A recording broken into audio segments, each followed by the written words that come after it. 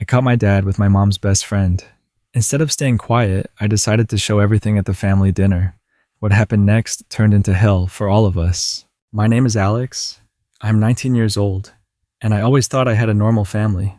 My parents, Sam and Lisa, always seemed to me like a loving couple. They've been together for over 20 years, and although there have been tough times, I never doubted that they loved each other. And why would I? My father always seemed like the model of a responsible man, and my mother was the epitome of kindness. She worked for a charity organization and was always helping everyone around her. It seemed like their life was the perfect picture of an ideal family, one you'd put on the cover of a magazine. But lately, I've started to notice that something isn't right. My mom invited her best friend Karen over for dinner, like she'd done many times before. They had been friends since childhood, and Karen was a frequent guest in our home. These evenings were usually fun. My mom, Karen, and my dad would chat over a glass of wine, and I'd join them for dessert. But over the past few months, I started noticing strange things. The looks my dad and Karen exchanged across the table were too intense. I even tried convincing myself that it was just my imagination, but new details began to appear that I couldn't ignore. During one of these dinners, when my mom went to the kitchen to get dessert, my dad and Karen suddenly froze in silence. I accidentally caught them exchanging a glance filled with a strange tension, and it wasn't the awkward silence that happens when people run out of things to say. It was a tense stillness, as if they were waiting for something more. My dad suddenly fidgeted, adjusting the cutlery for no reason, while Karen stared at the floor as if she'd just been caught doing something inappropriate. That was the first warning sign, but of course, I said nothing at the time. I sat in my room that night thinking, maybe I had imagined it all. Maybe it was just my paranoia, but deep down, I already felt that something was seriously wrong. My mom would never even imagine that her best friend and her husband could be involved in something like this. Honestly, I didn't want to believe it either, but my inner voice was screaming, "Alex, open your eyes." The next day, when I was trying to push it all out of my head, my dad suddenly said he had errands in the city and would be gone for a couple of hours. Normally, that wouldn't raise any suspicions, but that evening I noticed how hastily he dressed and left, with an expression on his face like he was hiding from someone. That odd moment made me think, and that's when everything clicked into place. I needed to know the truth, no matter how bitter it might be. I decided to act. Of course, the idea of spying on my own father seemed insane, but I realized that no one else was going to do it. My mom suspected nothing, and if anyone could stop this betrayal, it was me. I took my phone, set it to record, and started watching my dad's every move. It didn't take long to confirm my suspicions. For several days, I observed them, and finally, I overheard my dad talking on the phone with Karen. I knew they were planning a meeting, and that pushed me to take the decisive step. Now I had a goal, to find out what was really going on between them and gather evidence. Every night I woke up in a cold sweat, not knowing what to do next. I tried to imagine what I would say to my mom if my suspicions were confirmed. It would destroy her. Her world would collapse. And what would happen to our home, our family? I wasn't ready for that, but I also couldn't stand by and do nothing. After several days of observing, my worst fears were confirmed. One evening, I overheard my dad whispering on the phone again. His voice was hushed, but I caught the key detail. He was arranging to meet Karen. Everything became crystal clear. Something inside me broke. There was no longer any doubt that something more than friendship was going on between them. I knew I had to act immediately. That evening, when my dad said he was leaving for work, I already knew where he was headed. He suspiciously packed up quickly and left, and without wasting any time, I followed him. I took my phone and braced myself for what I was about to see. He went to a small hotel on the outskirts of town. Inside, I was boiling with anger, but outwardly, I remained cold as ice. I knew I needed proof. Pressing myself against the wall, I watched as he met Karen at the hotel entrance. They looked around to make sure no one was watching and quickly disappeared behind a room door. My heart was pounding, but I slowly approached their window and started recording on my phone. Through the glass, I saw everything. The hugs, the whispers, the touches. This was the proof that my father was cheating on my mom with her best friend. Every second I spent recording was torture, but I knew that this material would be my weapon. On my way home, I felt empty. On one hand, I knew the truth, but on the other, I understood that this truth would bring nothing but pain. My whole world turned upside down in one evening.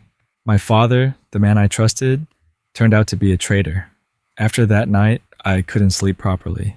Snippets of conversations and images of what I saw through that hotel window kept replaying in my head. I kept going over it again and again, trying to figure out how best to handle the situation. Should I tell my mom everything immediately? But that would break her heart. I decided I needed to proceed carefully and started planning my reveal. I knew a simple conversation wouldn't be enough. My father and Karen could easily deny everything, even if I confronted them with my word. I needed something irrefutable, evidence that couldn't be ignored, and I already knew how I was going to present that evidence. The family dinner my mom was organizing was approaching. As always, Karen was expected to attend. I decided this would be the perfect moment to reveal the whole truth. It had to be unexpected, like a stab in the back, exactly the way they had stabbed us with their betrayal. I spent hours editing the video I had recorded as proof. Every frame was painful to watch, but I knew there was no other way. I included scenes from their meetings that I had managed to capture, their hugs at the hotel, their whispered conversations, and their laughter. It all looked like a romantic scene from a movie, except this time, the main characters were my father and my mom's best friend. The day of the dinner arrived. The house was filled with its usual atmosphere. My mom was cooking, my dad was pretending everything was normal, and Karen was due to arrive soon. I sat at the table, knowing the evening would end very differently than everyone expected. My heart was racing, but not out of fear, out of a cold determination to see this through to the end. When everyone sat down and dinner began, I quietly watched my dad and Karen like two actors playing their roles. They had no idea their masks were about to come off. I thought the shock on my mother's face was indescribable. Her smile slowly faded, her eyes filled with tears, and her hands began to tremble. She turned to my father, but he, as pale as a ghost, couldn't utter a word. At that moment, Karen seemed to realize what was about to happen and tried to stand up from the table, but I blocked her path. "Sit down," I said with cold determination in my voice, continuing to play the video. On the screen, their whispers were audible, their embraces visible, their laughter echoing. It was more than just flirting, more than suggestive hints. It was blatant infidelity. My mom, still not fully believing what was happening, jumped up from her seat and ran out of the room, dropping her napkin on the floor. My dad rushed after her, trying to say something, but it no longer mattered. His betrayal was undeniable. Karen sat frozen in her chair, unable to do anything. I turned to her and said, "Now try to tell me this was just friendship." My words hung in the air like a verdict, and Karen, realizing she had nothing left to explain, stood up and left silently. That evening was the moment when their world fell apart before my eyes. After dinner, the house was filled with a noise of chaos. I could hear my father running around the house, shouting something behind the bedroom door where my mother had locked herself. His voice trembled, but I knew it wasn't remorse. It was panic. He was begging for forgiveness, trying to explain, but no one was listening. My mom wasn't responding. The only sound coming from behind the door was muffled sobbing, and I knew those were the sounds of her broken heart. Karen left right after the video ended. She simply stood up and walked out of the house without saying a word, without even glancing at my father or me. It was all she could do, except that her secret was out. Silently, without resistance, she disappeared, as if trying to erase herself from our world. I remained in the kitchen, watching this silent chaos unfold. Thoughts spun in my head. Did this really happen? It was hard to believe that one evening could so drastically destroy the life I once knew. The family that had seemed unshakable turned out to be built on fragile lies. My father, after realizing that my mother wasn't going to listen to him, returned to me. His face was pale as chalk, his hands were shaking, and his voice was hoarse from yelling. "Why did you do this?" he breathed, looking at me as if I had become his enemy. "Because you betrayed us," I replied, not looking away. I felt no pity for him. This man, my father, had destroyed our family, and now he was trying to make me out to be the guilty one. He stood in front of me for a few seconds, unsure of what to say. There was confusion and anger in his eyes. But I knew that all of it was just a mask for his fear. He understood that his life would never be the same again. Not for him and not for us. Then he abruptly turned and went back to the bedroom, continuing to plead with my mom to listen to him. But her silence was the loudest response of all. I understood that nothing would ever be the same after this. After that night, the house seemed to sink into complete silence, as if every object, every wall, had absorbed the pain that had spread after the revelation. My mom rarely left her room. She avoided conversations, and every time I tried to approach her, I saw the shattered look in her eyes, tears welling up, and her reluctance to accept reality. She shut herself off from the world, especially from my father. My father, however, didn't give up. He kept trying to beg for forgiveness, first from my mother, then from me. Every conversation started with pathetic excuses. It was a mistake. I didn't know it would go this far. I love both of you. But every word he said was hollow. Even if my mom had wanted to forgive him, and she didn't, nothing could change what had happened. Karen disappeared from our lives immediately after that dinner. She stopped answering calls, blocked my mom on social media, as if trying to erase everything that connected her to our family. My mom, still trying to cope with her friend's betrayal, tried several times to reach out to her, to talk, to understand why Karen had done it. But there was no answer. Karen vanished as quickly as the affair had begun. A week after the dinner, my mother filed for divorce. It was the final blow for my father. He tried to resist, begged her to reconsider, saying it had been just a lapse. That family was the most important thing. But it was useless.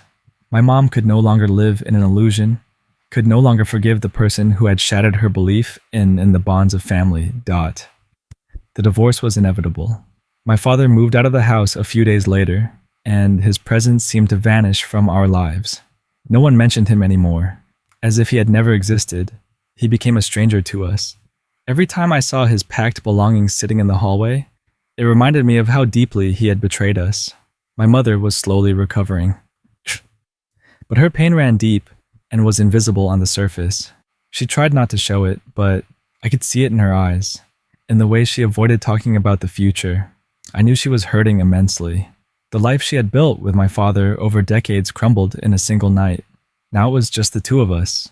My mother tried to appear strong, continued working, smiling as if nothing had happened. But I knew wounds like this don't heal quickly. As for my father, he became a dark shadow from the past, someone we didn't want to remember. After my father left, the house felt cleansed of his presence, but with him, the warmth we once had also disappeared. My mother continued living her life as best as she could, but I could see that each day for her was a battle with pain, betrayal, and loneliness. She no longer laughed the way she used to, and her eyes always seemed slightly swollen, as if she cried at night. My mother was a strong woman, but even the strongest people can break under such pressure. I tried to support her in any way I could. We spent more time together, though every conversation remained tense. We never spoke about my father. It was an unspoken agreement. He became the topic that hovered over us like a dark cloud, but we avoided it so as not to deepen the wound. A few weeks after that dinner, my mother quietly said to me one night during dinner, "I've filed for divorce."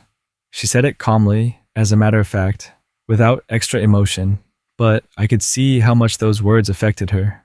It was the final step, one that severed what was once our family. I nodded, understanding that this moment was inevitable, and though I felt turmoil inside, all I could say was, "That's the right decision." Despite the divorce being in progress, my father continued to write and call. I saw his attempts to salvage what was left of our relationship, but all his messages were filled with empty apologies and attempts to justify himself. Once he even sent a long letter explaining that it had been a fleeting affair, that he never intended to hurt anyone. I didn't respond to that letter. All I felt toward him was cold rejection. He had not only shattered my mother's life, but also my belief in him as a person. My father's situation with his friends was no better. Many of them, upon hearing what had happened, turned away from him. He found himself isolated, having lost not only his family, but also his social circle. My mother continued working, and I knew many of her colleagues supported her during this difficult time, though we both understood that no amount of support could replace what she had lost. Every week, my mother and I tried to distract ourselves from it all. We went to the movies or just strolled around the city, but the shadow of the past always reminded us of itself. She tried to seem strong, but I saw her smile fade a little more each day, how she stared into nothing at the dinner table. We both knew there was no going back to the life we once had, and this new world was filled with silence and absence. The family that once seemed so solid now existed only in memories. Months passed since that fateful dinner, and life, though slowly, began to move forward. My parents' divorce was finalized, and my mother seemed to have finally accepted that the old life could not be restored. She was still saddened, but her strength and determination began to show through. She returned fully to work, reconnected with friends, and even started taking time for herself, something she hadn't done in years, having lived under the shadow of a broken relationship. One evening, we were having dinner when my mom, with a slight smile, said, "You know, I met someone at work. He's a good man." It was unexpected. I could see it was hard for her to talk about it, but there was a spark in her eyes. Hope. This moment was important for her, as she was taking her first steps toward a new life, despite the pain she still carried in her heart. I knew this wasn't easy for her, and though I felt a slight anxiety inside, I was happy she was beginning to move on. As for my father, he had become a grim shadow of the past. We no longer spoke. After the divorce, he tried to contact me a few times, but I didn't answer his calls or messages. Everything we once had was destroyed that night. When I played the video at the family dinner, I felt neither hatred nor forgiveness, just emptiness. He had made his choice, and I chose not to be part of his life. Life began to rebuild itself in a new way, and although the wounds hadn't fully healed, they hurt less. My mother, the person I had always considered the embodiment of strength, found the courage to start over. I was there for her every step of the way, and that helped both of us overcome the pain of betrayal. The family I once knew was gone, but in its place, something new emerged. My mother and I grew closer, supporting each other, realizing that life moves forward despite the upheavals. Sometimes in the evenings, when we sat in silence, I thought about how quickly everything can change and how fragile life really is. This experience taught me something important. Betrayal can destroy everything, but the truth is the only way to rebuild yourself, even when it's painful, even when it hurts. Only the truth can free you from the lies you've been living in. And now that our lives had begun to settle into a new rhythm, I understood that I had made the right choice in revealing the affair. It allowed us to start a new chapter, perhaps a more difficult one, but an honest and genuine one. Now a new path lay ahead of us, and although it wasn't the path we expected, it was ours, a path toward healing and a new life.